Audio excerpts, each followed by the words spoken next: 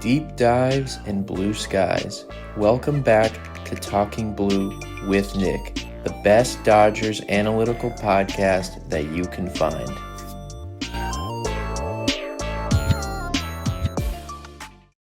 How's it going, everybody? Welcome back to Talking Blue, the best Dodgers analytical podcast that you can find. I'll be your host, Nick, and today we're going to recap the Dodgers-A's series. The series just finished up. We're going to waste no time, get right into that series before we get started. As always, you can get this podcast on Apple Podcasts, on Spotify. Follow us at Talking Blue Pod on all social media, TikTok, Instagram Reels. Subscribe to the YouTube channel. We have shorts coming out there as well. And if you prefer to watch this video, on Reddit, competitive-week8715. I love talking to all the Dodger fans on there. You can follow my personal X at Talking Blue Nick, live tweeting throughout the games. So before we get into the three games from the Dodgers and the A's, just going to do some injury/roster reports. So there's two big ones and then a couple of minor stuff. So the two big ones, of course, are Austin Barnes gets DFA'd, and then Dalton Rushing, the Dodgers' top prospect, gets called up. Then the other big news is Roki Sasaki to the IL. So first, the Austin Barnes/Dalton Rushing news. So I was absolutely shocked. There hadn't been any talk of that, any talk of him getting called up. Thought at some point he would get a chance this year in the big leagues because he's been in the minor leagues for a couple years now, just been tearing it up. Big time prospect. He's the Dodgers, like I said, number one prospect. He was the 15th in all of baseball. So that is very high. So he's a legit big time prospect to be excited about. Never really knew what was going to happen with Rushing because the Dodgers have Will Smith, who right now has been one of the three best catchers in the game, basically.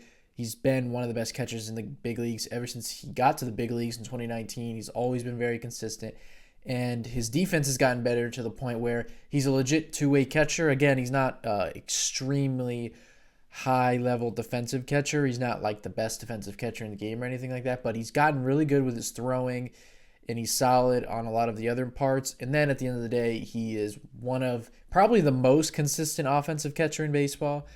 And right now, he's having his typical first half hot stretch. He has an OPS right under 900. But anyways, we're not talking about Will Smith. Dalton Rushing, never really sure what was going to happen with him because he's a catcher. Obviously, a guy that's good. You don't really want to have him be a backup catcher. So I always thought that eventually he would just get traded if the Dodgers needed to trade for an arm or some kind of position player. I always felt like if the Dodgers traded for like Luis Robert from the White Sox or something, that Rushing would be in the deal. So they make the shocking decisions to DFA Barnes. I was actually at work when I saw it, and I was just shocked. There's no other way to describe it. I was like, wow, Austin Barnes. Which makes sense. It's kind of sad. Austin Barnes is a good guy, team leader, does a lot for the pitching staff, always known as a really good receiver. But other than that, unfortunately, he never really provided much more. He has one of the worst arms behind the plate in baseball. It's an automatic stolen base when you run on him. He can't throw anybody out. And especially the last few years, he's always been a bad hitter, but he at least was like somewhat close to league average or like not far away from league average. Again, he's a backup catcher, so you just kind of need your backup catcher to handle the pitching staff and stuff like that. But his offense has gotten really, really bad, and the defense is really bad. So he kind of was only left on the team because he was just Kershaw's personal catcher. A little bit interesting that they called up Dalton Rushing, like I said. Typically, guys like that, you don't make backup catchers. I don't think he's just going to be a backup catcher. They did come out and say he is getting called up to be the backup catcher. I do think at some point you'll see him in left field. He'll also be used as like a pinch hit bat. He's supposed to be a very good hitter. And he's actually not a bad defensive catcher. I actually always thought of him as not a good defensive catcher, but he actually throws out runners. So looking forward to seeing Dalton Rushing. Sad to see Austin Barnes go, but at the end of the day, the Dodgers got better. They replaced one catcher with a younger, better offensive, better defensive catcher, so you can't really argue with that. So then we'll go with the Roki Sasaki news. Comes out as a shoulder impingement. They've said that he's not going to throw for a while. So I kind of, as you might have learned when I talk about injuries, early on when an injury happens, if it's not like a massive injury like someone tears their ACL or needs Tommy John, when it's not stuff like that, it's very hard to gauge where injuries are going to go. A half ago, Teoscar Hernandez got hurt. They kind of came out and said it was pretty bad, might not see him for a while. And now there's talks that he'll play in the Angels series or at the latest next week. So that's an example of someone getting hurt and not being that bad. But then, of course, Blake Snell went in the IL in early April, and we haven't seen him since, and he's only just started a throwing progression. So you don't really know what's going to happen with Roki Sasaki. His velocity, like we've talked about, has been all over the place. Some people might actually not know that Roki was given the advice to go undergo Tommy John while he was in Japan. Everybody remembers Sasaki in that famous WBC game where he's pitching for Japan. It's actually against Mexico in Marlins Stadium. And he's literally sitting 100 miles an hour. There's multiple pitches that are 101, 102. So when people see that and he comes over here and there's times where he's throwing in the mid 90s, 94, 95, they might think what happened to him. It's very weird. I really don't know what's going to happen with him. Again, it's not an elbow injury. That's what's a little surprising. It's a shoulder, so I guess that's positive in that it's not elbow pain. But I kind of have a feeling that the Dodgers knew at some point he's going to need some kind of surgery, and they thought, let's get him now. We have him for his entire service time tenure, 6 or 7 years. We can try to make him better, and if he needs surgery at some point early on, we'll have him for the remainder 5, 6 years, whatever it is. So I hope that they don't slow play this like they kind of did this with Walker Buehler a few years ago. Now, again, it's not being reported as an elbow issue, so that's a good thing. But in 2022, Walker Buehler went down with an elbow injury, and instead of just getting Tommy John in 2022 in May, he waited until August to try to rehab it or fix it, and then he eventually just needed the surgery, and it delayed things where at that point we didn't see him pitch until 2024. And I think that if you need surgery, you should just get it right away because it's basically a year-long process, and it's going to take you a long time to come back, so you should just get the surgery right away if you really need it. So I hope that the Dodgers aren't doing that, where they're trying to just milk him along, and maybe he can come back in June or July or August or something like that. But they kind of know in the back of their minds he inevitably needs the surgery. So he's kind of all over the place. We talked about how he's been disappointing. So maybe Sasaki rehabs his shoulder, gets stuff figured out, and comes back better from it. But I'm not really sure where that's going to end up, to be honest. So a lot of talk on injuries, so I'll try to just quickly fix this. So Clayton Kershaw will be back. He's going to start on Saturday against the Angels. Blake Snell, like I said, visited the doctor. Him and Glasnow, it's been noted that they're going to visit a doctor. It went well, and he threw 60 feet. And then Tyler Glasnow is also going to resume playing catch. Teoscar Hernandez and Tommy Edman. It looks like they'll be back next week. Either play the Diamondbacks or the Mets. So they're going to get a lot of guys back soon. They kind of need. Seems like they've been very lucky with their offensive players that have gotten hurt. They need some of that luck to turn around with their pitchers. So almost 10 minutes on injuries, so we're going to speed this up. So let's get right into Game 1. We won't talk much about this game. I actually won't even bother going through each inning and stuff like that. So Game 1 was Landon Knack going up against Jeffrey Springs, left-hander. The Dodgers lost this game 11-1. Early on, it was kind of interesting. Landon Knack actually looked pretty solid earlier in the game. But he goes 4.2, gives up 7 hits, 5 earned runs, 1 walk, 8 strikeouts. He gave up 2 home runs. We talked about he was a little home run. He was not great when it comes to giving up home runs. Luis Garcia went for 1/3. Anthony Bonda 1 inning. And then J.P. Fireheisen comes back, throws 2, and then Miguel Rojas threw 1. So it ended up being an ugly game at the end. Jeffrey Springs ended up going 7 innings, 1 earned run. So one of those games, Dodgers have kind of had a lot of these games where when they lose, the game kind of gets away from them in the end of the game. Early on, it was a 2-1 game in the 3rd inning, and then the Athletics just piled on in the 5th inning, and then the 7th inning, and the 8th, and the 9th, and the game kind of got away from them. So Just an overall boring, lame game, honestly. Dodgers do get 8 hits. Will Smith had 3 hits, but Shohei was hitless. Mookie, no hits. Freddie, no hits. Pages, no hits. And then Michael Conforto actually gets 3 hits, so that's good for him because he's been struggling. So just quickly, Landon Knack, really odd kind of performance, to be honest. He goes 4.2 and gives up 7 hits, which is bad, as well as 5 earned runs. But he also had 8 strikeouts, and he had a career-high 15 whiffs. Early on, the changeup was looking really nasty. I talked about how he was a good matchup for the A's because of his four-seam fastball changeup combo. Got 3 whiffs on the four-seamer, 9 on the changeup, and he had 3 on the slider. But just it's too home run prevalent. He gives up a lot of homers at times. Actually, Jacob Wilson, who I talked about, is the A's best player right now, who's a big-time contact hitter, hits 2 home runs off of Knack, so that's not good.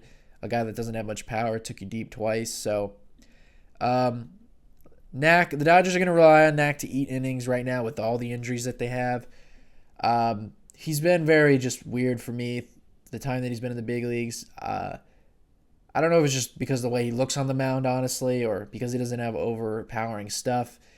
He seems like he could be a prominent pitcher, but it seems like his ceiling is a 4 or 5 slot in the rotation and an ERA around 4, something like that. So I think he's valuable for the Dodgers because he'll eat innings, but other than that, I never really thought Landon Knack was too good. Doesn't get a bunch of swing and miss. He kind of gives up a lot of homers. But he's a competitive guy out there. If he just left some pitches out of the side of the heart of the plate, he probably pitches a lot better in this game. Like I said, he had 15 whiffs from a team that doesn't strike out too much. So just not a fun game by the Dodgers. Bats didn't show up. Landon Knack didn't have it later in the game. A's just kept tallying on. So let's go to the second game. This game was on Wednesday, May 14th. Yoshinobu Yamamoto goes against Gunnar Hoagland. Talked about him. He was another guy with a good changeup in the preview series. So let's talk about that game. Right away in the bottom of the first inning, Dodgers get on the board. Shohei Ohtani leads off the first inning with a solo home run to right field. So Shohei stays red hot, his 13th home run. Dodgers go up 1-0. Then in the second inning, another leadoff home run. This time it's Andy Pages, his 7th home run. So he just continues to just have a really good season. It's not even like Pages has been red hot or slowed down. He's just continued to stay solid at the plate. 2 home runs for the Dodgers. They go up 2-0. A's would tie up the game. Tyler Soderstrom, we talked about him, and Jacob Wilson are their 2 best hitters. He hits a 2-run homer off of Yamamoto to tie the game, so it's 2-2 now. After Shea Langolier's walk, Miguel Andujar doubles down the left field line to make it 3-2 A's. Yamamoto would get out of the inning, so it's a 3-2 ball game. Then in the 5th inning, Hae-Sung Kim hits his first big league homer. This is really cool to see. I actually, funny enough, wanted to predict him going deep in this series in my preview series, but I didn't do it, so not going to act like I called it or anything like that. But he turns around a fastball from Hoagland to tie up the game. Miguel Rojas would actually double, a pinch hit double to put the Dodgers up 4-3. So a big hit from Miguel Rojas. Then later on, this is where the Dodgers would add on a lot of runs. Kike Hernandez got on with a single. Miguel Rojas actually bunted him over. And this was a cool moment. So Shohei gets intentionally walked. We've seen this in the past where someone intentionally walks Shohei to face Mookie, and then he makes him pay for it. He did that in Anaheim last year, and he also did that against the Braves one series. So then Mookie Betts comes up and rips a double into right center field. The Dodgers go up 6-3. He was super static, like I said, and he was actually yelling towards the A's dugout. So he kind of took that personal. Then Freddie Freeman would walk, and then a really good sign, Max Muncy homers to right field to make it a 9-3 game. He absolutely demolished that ball, his 2nd home run. So hopefully Max can continue to play a little bit better. So the Dodgers win by a score of 9-3. Yamamoto for 6, Vesia for 1, Yates for 1, and then Ben Casparius pitched that last. So the Dodgers get the win. Yamamoto went 6 innings, gave up 4 hits, 3 earned runs, 2 walks, 6 strikeouts. Solid bounce-back start after his first bad start of the year against the Diamondbacks a week ago. He gave up those 5 earned runs, I think it was, against the Diamondbacks. So it's kind of funny. Yamamoto, before these last 2 starts, was so dominant that when you see him give up 3 earned runs, you feel like he didn't pitch too good. But that's because of the standards he built. He so often would go 6 or 7 and give up 1 or no earned runs. So when you do that and then you give up 3 earned runs, his ERA actually did go up a little bit. His ERA is now 2.12. I think it was 1.80 before going into this game. But again, solid bounce back performance. He goes 88 pitches. Like I said, he got through 6. Velocity was a tick down later in the game. So I don't think there's anything wrong with him. He's pitched on shorter rests the last few days. So there were times later in the game where he was throwing 92, 93, but he's still maxed out at 97 and averaged 94.2 on the year. He's averaged 95.3. So it was down a mile, but not really worried about that. So he had 14 whiffs in the game, 7 on the splitter, 1 on the four-seamer, 2 on the cutter, 1 on the sinker, and then 3 on the curveball. So he threw all 6 pitches at the A's and got whiffs on all of them. Only 6 strikeouts, but like I said, good swing and miss numbers. You could definitely tell. Again, I don't know if it's because he's pitching on shorter rest, but he had 2 walks in the game. There were a couple of 3-ball counts where he had to battle back, so still didn't look as dialed in as we've seen him, but at the end of the day, he wasn't pitching with his best stuff, and he found a way to get through 6 innings or allow 3 runs, 6 strikeouts. That's what an ace is going to do. You always hear pitchers say that there's going to be days where you don't have all your pitches working, you don't feel as locked in, but a real ace finds a way to still manage his way through the game. So pretty good bounce back performance, like I said, by Yamamoto. And on the year now, he's thrown 51 innings. He's got a 2.12 ERA. In those 51 innings, he has 59 strikeouts. He's got a whip of 0.98 and an expected ERA of 2.80. His expected batting average against is 230. Expected slug 347. Some of his numbers are coming back to earth from what they were last year. He's definitely still been a lot better this year. Some of the velocity has come down a little bit. And you look at his numbers last year, he had an ERA that was 3 exactly. In 90 innings, he had 105 strikeouts and a 1.11 whip. So right now, like I said, he's got a 2.12 ERA. So he's coming back down to earth a little bit, where his numbers right now don't suggest he's the best pitcher in the game right now. But in terms of the National League, he's one of the 3 best, and he's still been a top 10 pitcher. He's got the 10th best ERA in baseball. He has the 8th best average against. So he's still been very good. Still's got a shot to win the Cy Young. Of course, that's very early, but he kind of looks like a lock to finish top 3 in Cy Young, which is what I predicted he would do. So that'll close the book on Yamamoto. Good, solid bounce back performance. He will probably pitch next week against the Diamondbacks, so maybe he can get some revenge on them. So then we'll quickly talk about the offense from this game because they definitely showed up. So Shohei had 2 hits, including the 1 home run. Mookie had that 1 hit that was the double. Freddie had 1 hit too. Max Muncy, it was nice to see him hit that home run.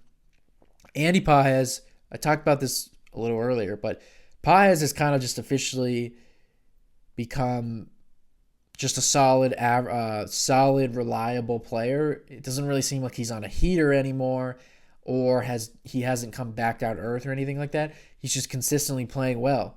He's got an 834 OPS, a 291 batting average. He had 3 hits in this game, like I said.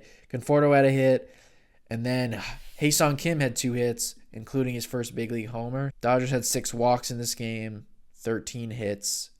Like I said, score 9 runs. So their offense continues to stay red hot. Get into some of their offensive numbers a little bit later. So that'll wrap up the first 2 games. Now we'll go to Game 3. All right, so for Game 3, this is going to be a little bit different and a little bit odd, but I hope you guys can work with me. Game 3 is actually still going on currently. Unfortunately, because of my schedule, I have to wake up early in the morning, so I kind of need to get this record in and start editing and stuff, so I hope you guys can understand. So I'm currently watching the game right now. The Dodgers are winning 15-2 at the time. It's in the 6th inning. Justin Robleski just came into the game, so I'll give you guys some info on what's happened till here. Figured I'd start recording because I'm confident the Dodgers will win since they have such a big lead. Hopefully I don't jinx it. If they lose, you guys can blame it on me. But so we'll go ahead and get started. So Of course, we talked about how Roki Sasaki went on the IL. He does not get the start, so Matt Sauer gets the start. Let's get into the game. Like I said, it's currently going on, so if anything happens, I'll give you guys my live reactions. So in the first inning, the A's ironically got on the board first on a Shea Langoliers double. But in the bottom of the first, the Dodgers would answer right away. Freddie Freeman ties the game up with a single. Then Max Muncy, another home run, so he's heating up. He homers to right field to put the Dodgers up 3-1. The A's would respond in the second inning. Max Schumann hits a home run to make it 3-2. But then the Dodgers would pour it on in the coming innings. So in the second inning, Mookie Betts drives in Hae-Sung Kim to make it 5-2 Dodgers. Then Shohei Ohtani hits a home run to left field. He just flicked the ball out the other way. Andy Paz would come up, 3-run homer later on. Dead center, 13-2 Dodgers. Then Shohei Ohtani, this was just a couple innings ago, he homers to dead center. It's now 15-2 Dodgers. So a lot going on right now in the game. Right now, where we currently are, it's in the sixth inning, bottom of the sixth. Shohei has 2 home runs and 2 hits. Mookie has 1 hit that brought in a run. Freddie Freeman, 2 hits. Max Muncy has 2 hits, the home run including a bloop single. Paz has the 1 home run. Michael Conforto has a hit, and then Dalton Rushing, so he gets to his first start in this game. His at-bats looked really good. He walked in his first at-bat, and then he hit a single in his second at-bat. Then he did strike out looking, but his at-bats looked really good. Dodgers actually took out a lot of their starters early in the game. Mookie's out of the game. Miguel Rojas replaced him. Freddie's out of the game. Kike replaced him. Paez is out of the game. Chris Taylor went in for him. Looks like the Dodgers are going to take this game and take the series. Again, I apologize for a little bit of this weird pod. I've been trying to just balance things out with my schedule and the pod. And normally the Dodgers have played Monday through Wednesday, Friday through Sunday. This was a little bit of a different week. They played Tuesday through Thursday. So it just kind of affected my schedule where I unfortunately can't stay up super late editing and recording and all that. So I appreciate you guys for sticking along. So it is currently 15-2, 15 runs on 12 hits. So currently have 6 walks. So they just absolutely destroyed Oswaldo Bido. Looks like Dalton Rushing is going to come up for his 4th at-bat. Like I said, walked his first at-bat, then he singled, then he struck out looking. So I'll give you the play-by-play of this at-bat. Held off the first pitch. His at-bats have looked really good, I'll be honest.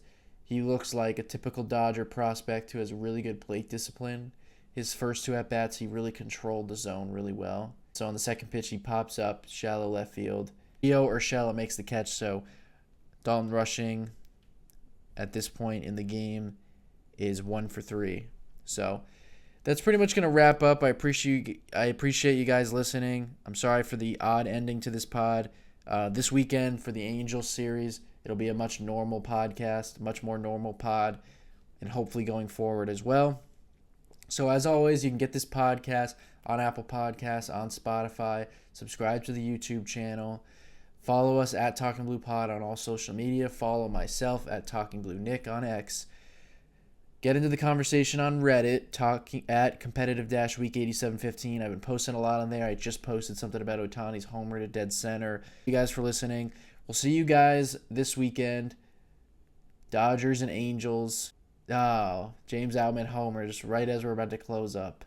James Outman just went deep to dead center. There's an instant reaction. So Dodgers are now 16-2. So that's pretty sweet. Thanks for listening, guys.